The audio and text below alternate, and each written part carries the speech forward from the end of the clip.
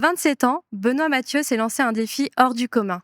Traverser la France à vélo dans le but de récolter 500 parrainages pour se présenter à l'élection présidentielle 2027. Entre aventure humaine, engagement citoyen et réflexion sur l'état de notre démocratie, il fait étape à Verdun ce week-end du 15 et 16 mai. Bonjour Benoît Mathieu. Bonjour, merci de votre accueil dans la Meuse et merci à l'accueil de Meuse Info. D'où vous est venue cette idée un peu folle de traverser la France à vélo pour recueillir ces parrainages? Alors, c'est une idée ça fait un moment que j'ai eu cette idée, ça fait plus de 3 ans et demi que j'y pense.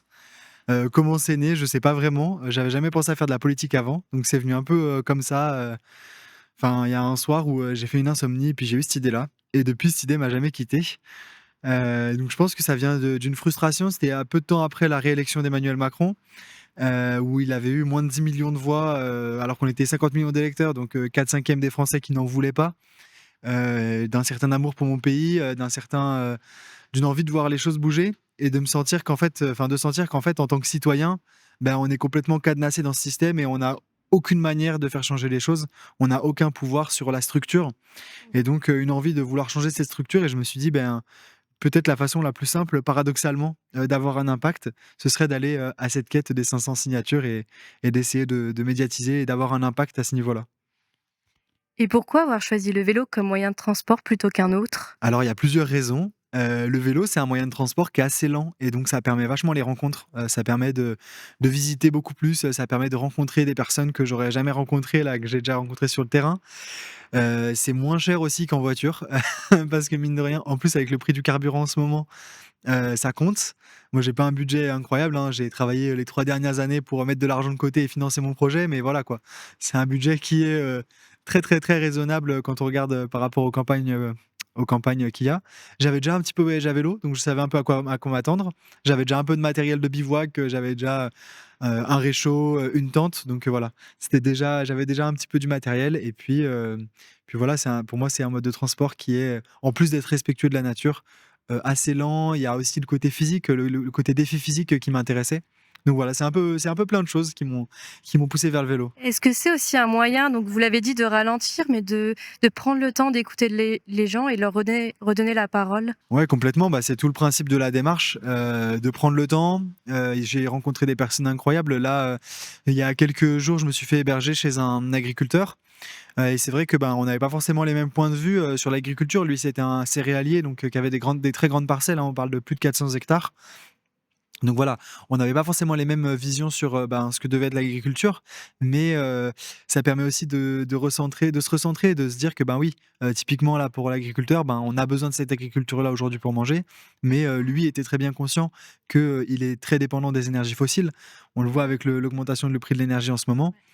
Donc le labour coûte plus cher, les semences vont coûter plus cher, surtout les engrais coûtent beaucoup plus cher. Donc ils savent très bien qu'on est limité avec ça, donc voilà. Et puis ils étaient, enfin, lui, il était très en accord avec ce que je proposais, notamment sur les jardins potagers, collégiens, sur les potagers collégiens. Et donc je pense que voilà, on peut avoir des avis différents à la base, mais réussir à discuter et à trouver le moyen de trouver des consensus, trouver des bonnes idées, pour adapter un petit peu et pour essayer de trouver des solutions pour l'avenir. Qu'est-ce que c'est les potagers collégiens? Alors les potagers collégiens, c'est une idée que je porte, qui est le fait de dire, bah, en fait, que chaque collégien pourrait être responsable d'une toute petite parcelle, hein. On parle vraiment de 10 mètres, 15 mètres carrés, de terre, mais que ce soit, les collégiens qui soient responsables de la sixième à la troisième et que ce soit à eux de développer ce petit carré de terre et d'en faire un potager le plus dense possible parce que sur une petite surface, on essaie de densifier le plus possible et pour moi, c'est une mesure qui est pas si compliquée à mettre en place. Alors ça demande bien sûr, des terres, ça demande bien sûr de la mise en place, mais ça permet, d'agir sur la santé. On sait que quand on est en contact avec la terre, au niveau, des microbes, on est en meilleure santé. La, mmh, ça lutte contre le fait de ne pas bouger, donc la sédentarité. Donc voilà, on a du mouvement, on a une reconnexion avec la nature. On sait que ça, ben, tous les travaux en psychologie montrent que c'est bon pour, la psychologie de l'enfant. On travaille aussi sur, la santé en termes de, ben, ce qu'on va manger. On est reconnecté avec ce qu'on mange, avec, ce qu'on met dans le sol, comment est-ce qu'on produit, donc on va manger de meilleure qualité. Donc je pense qu'il y a vraiment un enjeu énorme sur des petites mesures comme ça, qui peuvent en fait avoir un impact global et multifactoriel. Ça peut vraiment être intéressant. Donc voilà, c'est une des mesures que je porte.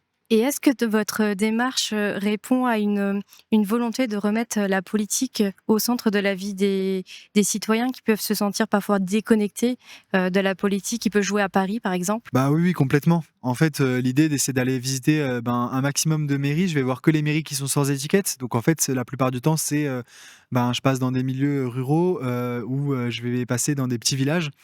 Et oui, je pense qu'il y a vraiment une question de reconnexion par rapport à ce qui peut se passer à Paris. Il y a un manque d'écoute cruel. Ça, je l'entends vraiment un peu tous les jours dans mes entretiens avec les maires. On n'est pas écouté en tant que citoyen. Les maires ne sont pas écoutés même en tant qu'élus. Donc je pense qu'il y a vraiment un enjeu fort à ce niveau-là de reconnexion avec le réel, avec les choses qui se passent. Et d'ailleurs, c'est un peu à travers mes revendications ce que j'essaie de mettre en avant. Moi, j'ai pas d'étiquette politique, j'ai pas de parti politique, et j'ai envie de garder cette chose-là parce que pour moi, c'est très important. En fait, pour moi, ce qui pêche actuellement dans notre mode démocratique, c'est l'écoute d'une part, mais en fait, plus largement, c'est la manière dont on prend les décisions politiques. Aujourd'hui, les décisions politiques, elles sont prises par un président qui a énormément de pouvoir. Il a un pouvoir sur les lois, mais il a aussi un pouvoir sur les personnes qu'il va placer à différents postes de pouvoir. On peut penser au président de l'Arcom, on peut penser à plein de commissions de finances, à plein d'autres choses. Je pense que notre mode de décision est pas bon, et il faut que ça passe aussi à travers le moulin de l'Assemblée nationale, pardon, et du Sénat. Et on sait que c'est un processus qui est très lent, qui est pas forcément, où les gens se sentent pas vraiment représentés, se sentent pas vraiment écoutés, où il y a dans ces différentes chambres des enjeux de rivalité qui sont très importants entre les différents partis. On arrive quand même à une situation où, encore aujourd'hui, on a une majorité de Français qui sont pour la retraite à 62 ans, on a une majorité de députés qui sont pour la retraite à 62 ans, et ça ne passe pas parce que dès qu'un parti le propose, les autres partis disent «Ah non, on ne va pas voter, c'est ce parti qui a proposé». Et ils attendent une semaine pour pouvoir, eux, le proposer, et ils se renvoient la balle comme ça. Mais en attendant, c'est les Français qui trinquent. Et c'est pareil on a eu l'exemple il n'y a pas longtemps avec les violences à Bétarame, une loi de protection de l'enfance qui ne passe pas, simplement parce que les partis politiques disent «Ah oui, mais non, il y a tel député de tel parti qui a écrit dessus, donc c'est dangereux, donc on ne va pas voter». Et donc, par pur égotisme de groupe, par pur combat d'ego de groupe, on va avoir des lois qui passent pas pour nos enfants, pour la protection de nos enfants. Et donc ça, pour moi, je pense que c'est vraiment un drame dans notre manière de décider.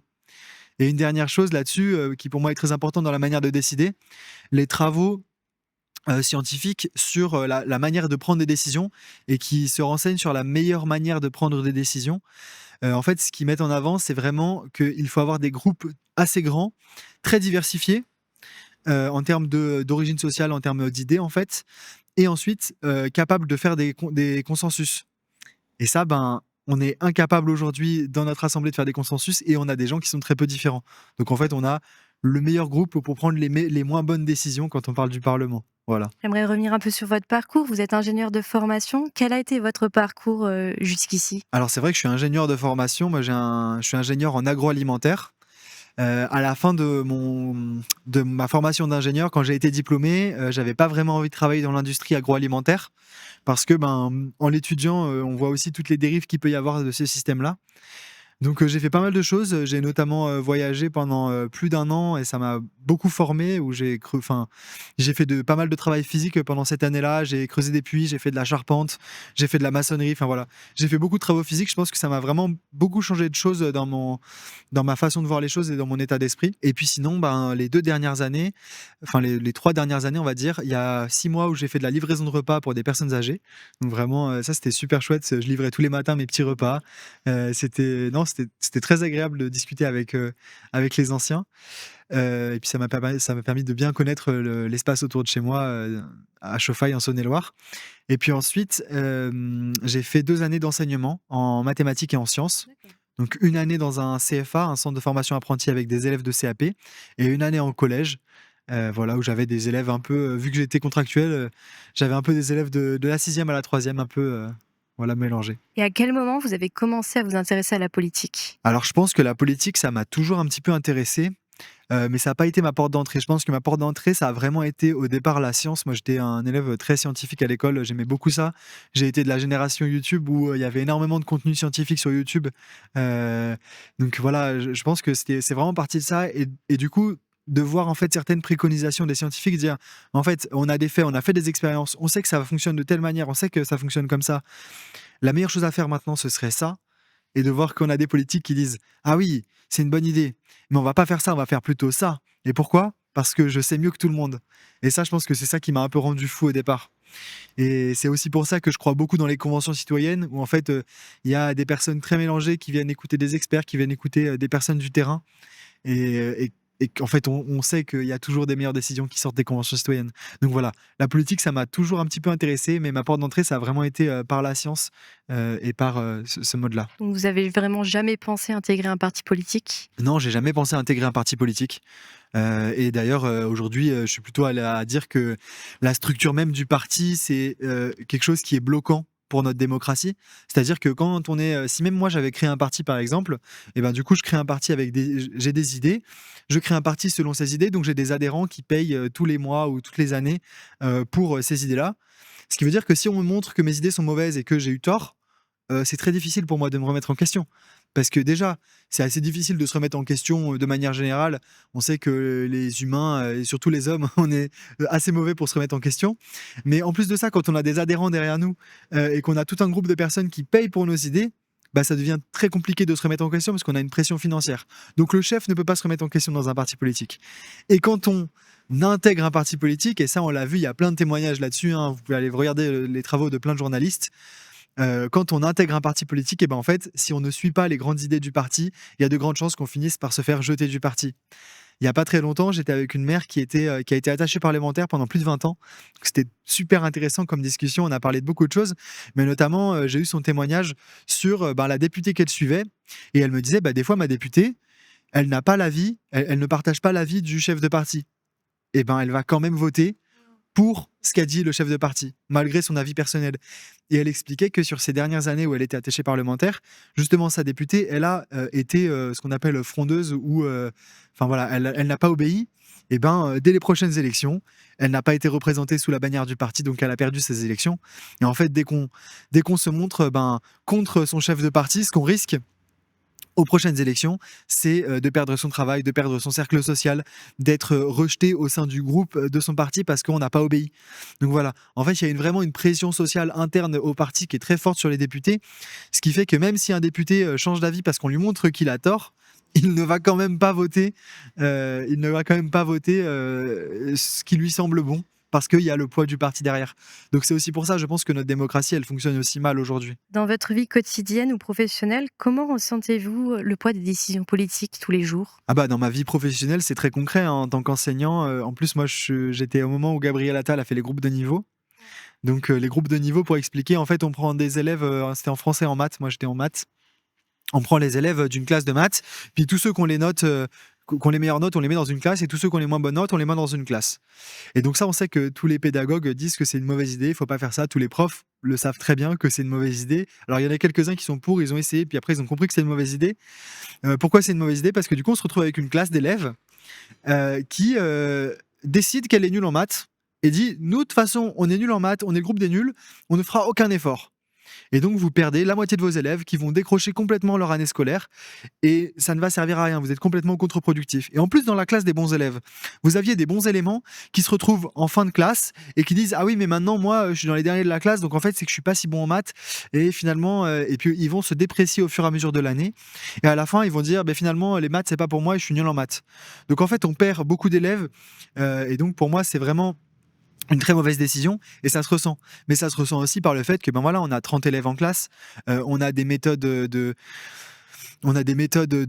pédagogie qui sont archaïques, qu'il faudrait réformer. On a des horaires qui sont pas bonnes non plus en termes, on le sait, pour la vie des enfants. Il y a plein de choses au niveau scolaire à réformer. Donc ça, c'est sur ma vie, on va dire. Professionnelle et dans ma vie personnelle, ben moi je devais prendre la voiture pour aller au travail parce que j'étais dans un milieu rural et ben on sait très bien que le prix de l'essence aujourd'hui c'est aussi des choix politiques, hein.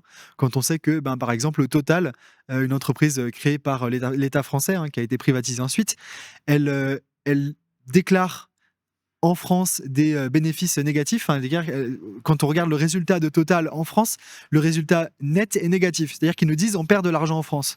Et on sait aujourd'hui que c'est faux. Ils avaient la même stratégie en Allemagne, ils avaient la même stratégie en Italie. En fait, pour expliquer très rapidement, hein, ils ont une filiale suisse qui rachète le pétrole qu'ils produisent, typiquement en Ouganda par exemple. Donc la filiale suisse le rachète à bas prix. Ensuite, la filiale suisse le revend à la filiale française à très haut prix. Donc la filiale suisse, par exemple, va l'acheter, je ne sais pas moi, 30 centimes du litre en Ouganda et va le revendre à la filiale française 1,80 € du litre. Et donc quand la filiale française le revend aux Français, forcément, elle est en déficit. Mais ça, c'est sans compter que le groupe Total, lui, gagne bien de l'argent. Et ils font la même stratégie en Allemagne et en Italie, mais l'Allemagne et l'Italie ont bien réussi à les imposer et à avoir des impôts là-dessus, et donc à baisser les coûts de l'essence. En France, on n'est pas capable de le faire. Pourquoi ? C'est une grande question, mais en tout cas, on se laisse avoir. Typiquement, là, c'est sur le prix de l'essence, mais il y a plein d'autres choses. Vous vous lancez dans une démarche présidentielle à 27 ans. Est-ce que votre jeunesse est vue comme un atout ou un frein pour les gens que vous rencontrez? C'est une bonne question. Je pense qu'il y a les deux. Il y a certains élus qui vont voir ça comme un frein, de me dire que je suis un peu jeune, que c'est pas forcément de mon âge, que vu que j'ai pas été élu avant, que j'ai pas fait de parcours politique avant, bah j'ai pas forcément la légitimité. Par contre, il y a d'autres élus qui, au contraire, me disent c'est super de voir des jeunes qui se motivent. On a besoin de remplacer toutes les personnes qui se trouvent au Sénat, toutes les personnes qui se trouvent à l'Assemblée. On a besoin de jeunes justement pour un peu renouveler tout ça. Donc il y a beaucoup d'élus qui voient ça plutôt comme un avantage, et moi aussi je vois ça comme un avantage. Le fait de ne pas avoir été dans la politique avant, justement, je pense que je suis pas un super humain, je pense que je suis pas un super héros. Je pense que si j'avais intégré un parti politique, si j'avais essayé de monter les échelons un par un, bah, au final j'aurais fait partie du problème et j'aurais pas été, je me serais fait manger par le système comme les autres, quoi.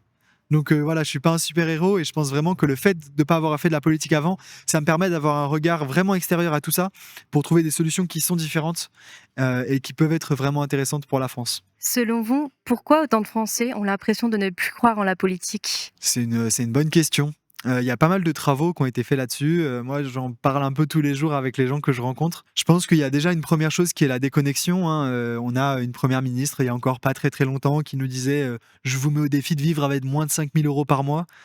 Quand on entend des choses comme ça, bien sûr que ça rend fou. Moi, je crois que je connais personne qui vit avec plus de 5 000 € par mois. Je sais pas si toi t'en connais. Non, non plus. Voilà. Donc, je pense qu'il y a d'une part ça, il y a d'autre part les décisions qui sont prises qui nous ressemblent pas. On était une très grosse majorité à refuser la retraite à 62 ans. Il y avait des économistes qui nous montraient comment est-ce qu'on pouvait avoir une retraite différente sans avoir à travailler jusqu'à 62 ans.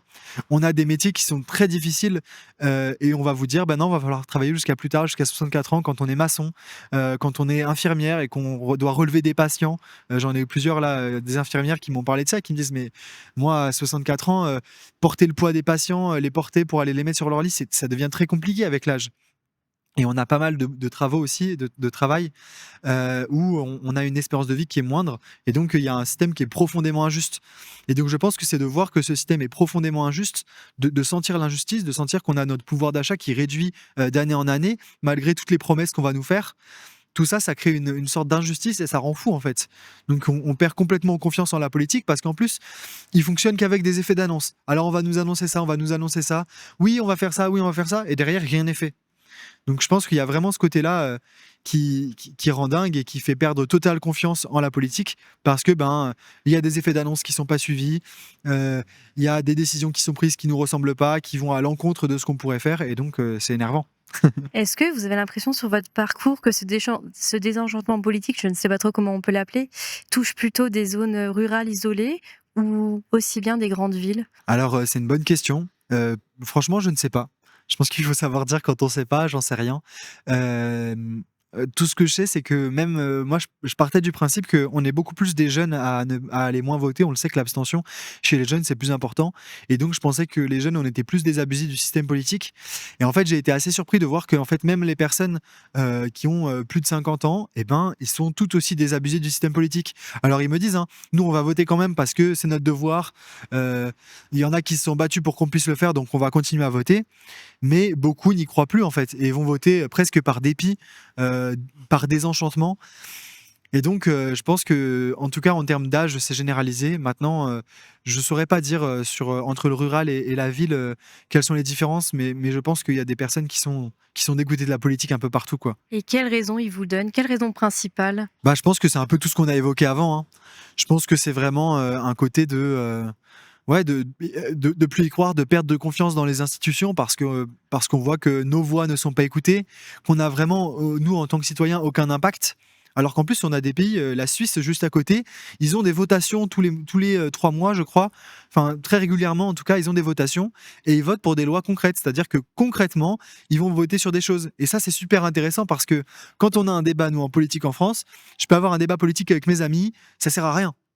Concrètement, on va pas voter pour des lois. À la fin, on va voter pour un bonhomme au bout de 5 ans qui va sûrement retourner sa veste et qui va sûrement changer d'avis sur plein de choses et ne faire des annonces et mentir et faire ce qu'il veut. Quand on vote pour des lois, au moins c'est du concret. C'est-à-dire qu'on vote pour une chose qui est écrite noir sur blanc, ça changera pas. Et donc, ça permet aussi d'avoir des débats politiques plus intéressants entre nous, je pense. Et ça permet aussi de sortir de ces campagnes de partis politiques qui divisent la population plus qu'autre chose. Donc je pense que ouais, c'est un peu tout ça qui crée ouais, un sentiment de ras-le-bol, un sentiment d'impuissance, un sentiment de perte de sens de la politique ou qui devient un organe un peu complètement déconnecté de ce qu'on vit concrètement sur le terrain et qui n'en a plus rien à faire. Donc voilà, c'est un peu tout ça. Vous défendez davantage de démocratie participative citoyenne. Pourquoi vous pensez que ça pourrait redonner confiance aux Français en la politique? Bah, je pense que ça pourrait redonner confiance aux Français en la politique, justement parce que la démocratie citoyenne, ce sont des citoyens qui vont prendre les décisions. Notamment quand on fait des conventions citoyennes, les citoyens sont tirés au sort. Donc c'est vraiment des gens, des monsieur et madame tout le monde, comme toi, comme moi, qui sont tirés au sort selon un panel donc représentatif de l'entièreté de la France. Et ensuite, les décisions peuvent être soumises à référendum. Et donc, ben, c'est vraiment nous, en tant que citoyens, qui allons choisir ce qu'on veut pour notre avenir et quelle loi on veut pour notre avenir et quel système on a envie d'avoir. Donc en fait, ça met de côté, ça enlève beaucoup de pouvoir à toute la classe politique, à tous les politiciens, et ça redonne beaucoup plus de pouvoir aux citoyens et aux citoyennes. Et donc je pense que c'est ça qui peut vraiment tout changer en termes de confiance. Si on se met à nous voter pour nos propres lois, ben la confiance forcément, elle va, je ne sais pas si elle va revenir, mais en tout cas, on aura confiance en nous-mêmes, on aura confiance dans ce que sont les citoyens. Donc voilà, je pense que c'est vraiment là où ça peut vraiment changer quand on a de la démocratie directe, d'avoir un meilleur impact, quoi. Enfin, d'avoir une meilleure confiance dans les choix qui sont faits parce que c'est des choix qui sont faits par les citoyens. Vous défendez donc ces conventions citoyennes et le référendum d'initiative citoyenne. Comment vous en imaginez concrètement le fonctionnement? Alors, c'est une bonne question. Le référendum d'initiative citoyenne, en gros, ça c'est déjà il y a déjà des pays qui le pratiquent, hein. L'idée, c'est que si, par exemple, il y a un exemple qui est très classique, c'est le 49.3. Typiquement, bon, vous voyez que l'État utilise le 49.3, vous êtes pas content en tant que citoyen. Bon, bah, moi je suis pas content en tant que citoyen. Je vais sur le site de l'Assemblée ou sur le site du gouvernement et je fais une pétition. Je souhaite retirer le 49.3, tout ça. Donc je fais ma petite pétition. Si ma pétition atteint les 700 000 voix, alors elle passe directement en référendum national et du coup sans passer par le gouvernement. Donc ça permet déjà d'avoir un contre-pouvoir énorme en termes de citoyens pour mettre la pression sur les politiques pour qu'ils adoptent des choses qui nous ressemblent plus. Et ensuite, les conventions citoyennes, bah, il y en a déjà eu 3 qui ont été menées en France. Donc il y a le CESE qui est le comité, enfin qui est un comité qui a organisé ces conventions citoyennes, qui aujourd'hui a déjà l'outil en main. C'est ça qui est incroyable, c'est qu'on a déjà l'outil, on sait comment l'utiliser, on sait comment l'améliorer, parce qu'on a beaucoup de personnes qui ont travaillé sur ces conventions citoyennes pour savoir comment les améliorer. Et donc il n'y a plus qu'à vraiment se servir de cet outil et à vraiment le mettre au service commun, parce que pour l'instant, les 3 conventions citoyennes qui ont été menées, il n'y a quasiment rien qui a été appliqué ensuite, parce que ce ne sont pas des politiques qui conviennent à notre président. Et donc on a déjà l'outil. On sait comment l'améliorer en plus. On peut faire de l'amélioration continue sur cet outil-là. Pour moi, il faut vraiment s'en servir. Il est déjà là. Donc voilà. Et ce que je propose pour les conventions citoyennes, c'est de faire en premier une méta-convention. Donc en fait, c'est une convention citoyenne qui viserait à définir des règles médiatiques, des règles législatives, des règles sur les règles pratiques sur les conventions citoyennes. Donc en gros, comment est-ce qu'on médiatise, combien de personnes vont faire la convention, comment est-ce qu'on les choisit, comment est-ce qu'on choisit les experts, tout ça choisi par une convention citoyenne. Donc c'est ce que j'appelle la méta-convention. Certains diront que les sujets politiques sont extrêmement complexes, économie, géopolitique, finance. Est-ce que c'est vraiment réaliste de confier entre guillemets ce pouvoir aux citoyens? C'est une très bonne question et je pense que là aussi il y a un vrai enjeu de confiance, on en parlait tout à l'heure. Je pense que c'est réaliste. Alors, ça dépend des sujets. Il y a des sujets où, évidemment, il y a un secret d'État à tenir, notamment la géopolitique. Sur les armes dont on dispose, il y a des secrets d'État. On ne peut pas être complètement transparent sur ces sujets-là avec l'entièreté de la planète, parce qu'on n'a pas que des amis. Mais il y a beaucoup de sujets, typiquement l'économie. Pour moi, c'est un sujet qui est très complexe, mais qui devrait profondément être géré par les citoyens. Il y a plein d'initiatives citoyennes comme les monnaies locales. Enfin, il y a énormément de choses en économie qui pourraient vraiment changer la donne. On a des experts aujourd'hui qui sont très capables de nous expliquer comment l'économie fonctionne. Il y a beaucoup d'économistes qui ont des avis différents aussi. Donc aujourd'hui, ce qui remporte la mise à chaque fois, c'est beaucoup de lobbyisme et c'est beaucoup les gens qui ont le plus d'argent qui réussissent à expliquer comment est-ce que ça marche. Le problème, c'est que les gens qui ont beaucoup d'argent, ils ont un intérêt dans le système. Donc en fait, ils sont biaisés. Il y avait notamment... alors, j'ai plus la source, il faudrait que je retravaille ça, mais un article de journal qui expliquait que dans 70% des cas, quand on voit un économiste dans un journal télévisé, c'est pas un économiste, c'est un investisseur. C'est pas quelqu'un qui étudie le marché et qui étudie l'économie, c'est quelqu'un qui a fait fortune grâce à ça et qui sait comment on gagne de l'argent grâce au système économique. Ce qui sont deux choses complètement différentes. Donc pour moi, je pense que c'est très important justement d'avoir des citoyens qui s'emparent du sujet. Peut-être que ça prendra longtemps à les former, hein. Peut-être que ce sera 6 mois de formation, peut-être que ce sera 1 an de formation, j'en sais rien. Ce sera la convention qui va décider. Mais par contre, d'avoir des citoyens, des gens comme toi et moi, des gens vraiment de tous les jours qui viennent décider de ces sujets-là et décider des orientations à prendre, pour moi, c'est vraiment très très important. Jusqu'où on peut aller alors selon vous? Vous parliez de défense et de sécurité. Est-ce que c'est des domaines qu'on pourrait confier aussi à la participation citoyenne selon vous? Alors la sécurité, je pense que oui. La sécurité, on va dire, intranationale, à l'intérieur de nos frontières. Les deux. Alors ouais, bah ça va dépendre. Ça va dépendre, je pense que ça dépend. Typiquement, je pense que le corps des armées doit rester quelque chose vraiment qui est régalien, donc qui est géré par l'État. Parce que il y a des questions de secret, il y a des questions de stratégie. Donc ce qui est sécurité au niveau de l'armée, je pense que ça doit rester quelque chose d'étatique. Et par contre, ce qui est de la sécurité vraiment de tous les jours, donc la gestion de la police, la gestion de la gendarmerie, qui est un corps d'armée, donc c'est vrai que c'est un peu différent, mais la gestion de la police, pour moi, ça doit être quelque chose qui doit... Les choix doivent être... Enfin, doivent être gérés aussi par les citoyens. Et on doit pouvoir avoir, en tant que citoyen, un poids dessus. On sait qu'il y a beaucoup de problèmes avec la police, que ce soit du côté des policiers ou du côté des personnes qui sont en face, hein. On a un taux de suicide très important chez les policiers, mais on a aussi beaucoup de personnes qui font état de violences policières, malgré le fait qu'on ait un gouvernement qui refuse ça. Donc voilà, je pense qu'il y a vraiment beaucoup de choses à faire sur la sécurité. C'est un sujet qui est très clivant. Et donc, je pense que comme tous les sujets qui sont très clivants, on aurait tout à gagner à organiser des conventions citoyennes, à organiser un débat sain autour de ça, pour essayer de trouver des solutions qui sont consensuelles, qui rassemblent les gens, qui unissent les gens, plutôt qu'ils nous divisent. Les policiers, à la base, quand un policier s'engage dans la police, il est là pour protéger les gens, il est là pour faire le bien autour de lui. Et on voit qu'aujourd'hui, malheureusement, on a un système qui va les pousser à bout et va les rendre au final violents. On l'a vu pendant notamment les méga-bassines à Sainte-Soline, on l'a vu pendant les Gilets jaunes, l'épisode de Burger King, là, il n'y a pas longtemps, où ils ont été condamnés. Donc voilà, je pense qu'on aurait tout intérêt à organiser dessus des conventions citoyennes. Et après, ces questions-là là, que tu me poses, faut bien savoir que en tant que président, moi, vu que j'ai pas de parti politique, j'ai pas de pouvoir législatif. C'est-à-dire que toutes les idées que je mets en avant, c'est bien beau, mais j'aurais pas le pouvoir de les mettre en place parce que j'aurais pas de pouvoir en termes de parlement, j'aurais pas de députés et j'aurais pas de sénateurs. Donc, qu'est-ce que ça veut dire? Ça veut dire que ma seule manière de gouverner, c'est un petit peu de faire de l'arbitrage et ensuite, c'est de faire des référendums avec l'article 11 de la Constitution et notamment avec le RIC constituant où en fait, ce serait plutôt aux citoyens de venir changer la Constitution pour dire oui, ça, en fait, il faut que ce soit une convention citoyenne qui s'en occupe. Donc là, c'est les citoyens qui deviennent responsables de quel choix on fait, qu'est-ce qui doit être traité par les conventions citoyennes, qu'est-ce qui ne doit pas l'être. Et aussi, moi, dans les référendums que je souhaite porter, il y a un référendum pour réécrire une pour lancer une assemblée constituante uniquement citoyenne, donc en dehors des logiques de parti, pour réécrire une constitution en dehors des logiques partisanes, des logiques partisanes.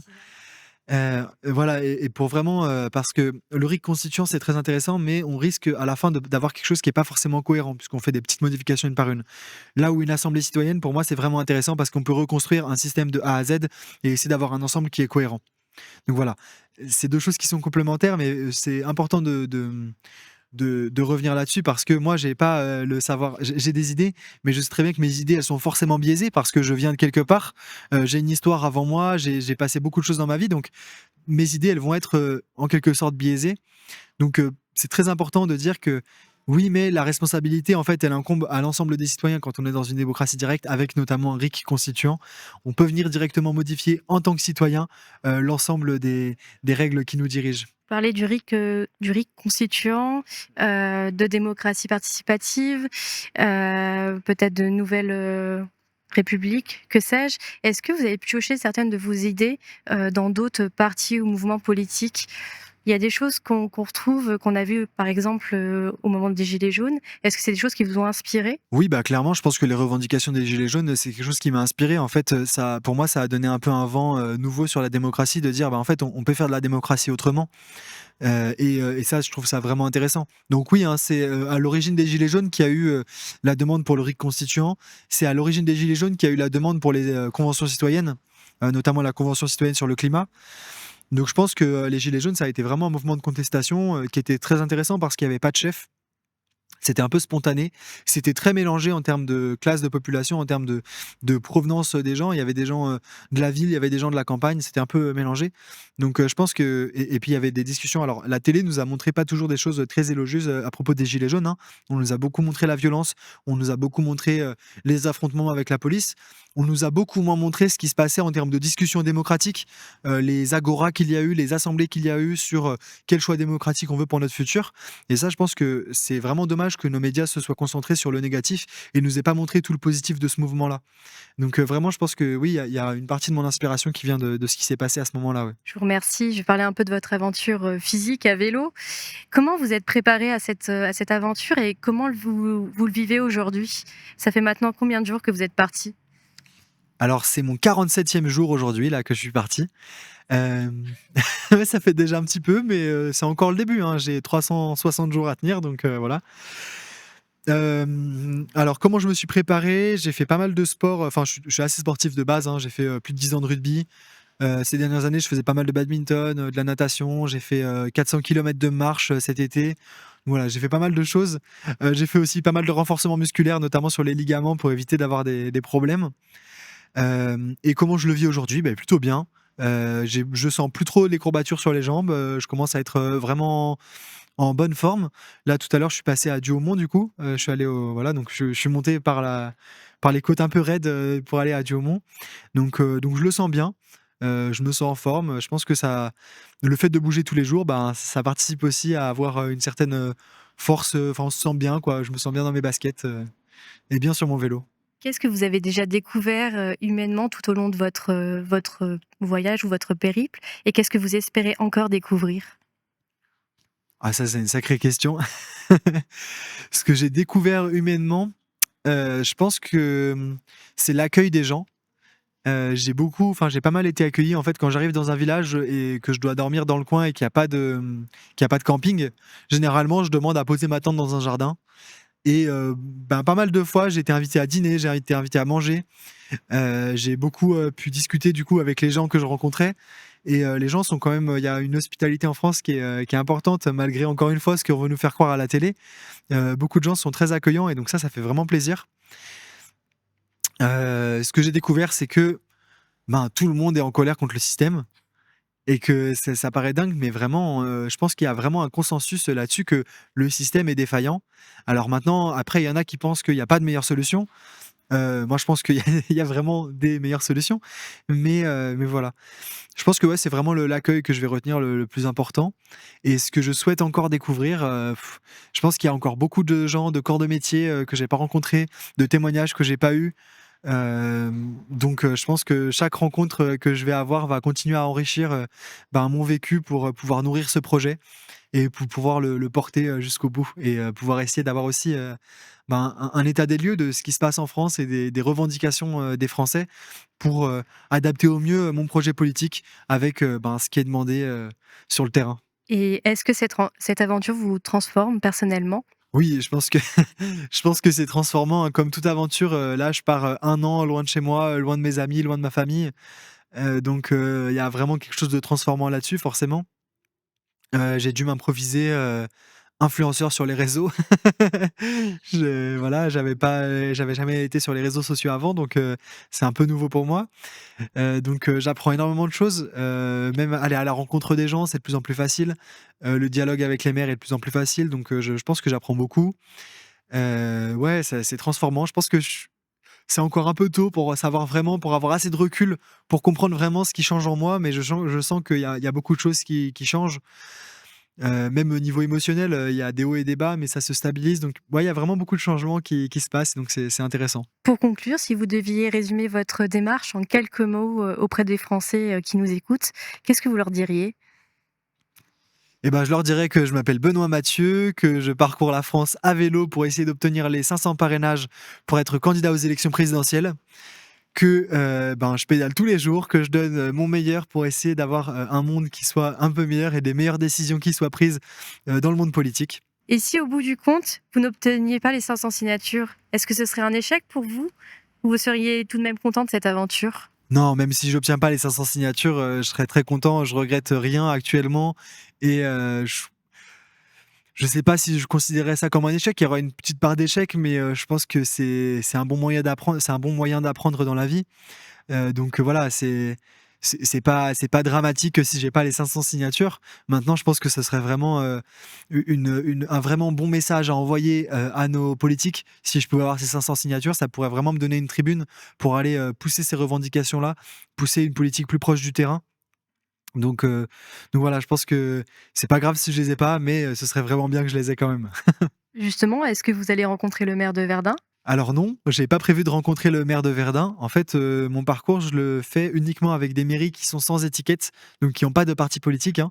C'est vraiment ma démarche qui se veut en dehors des logiques, partisanes, en dehors des logiques de partis politiques.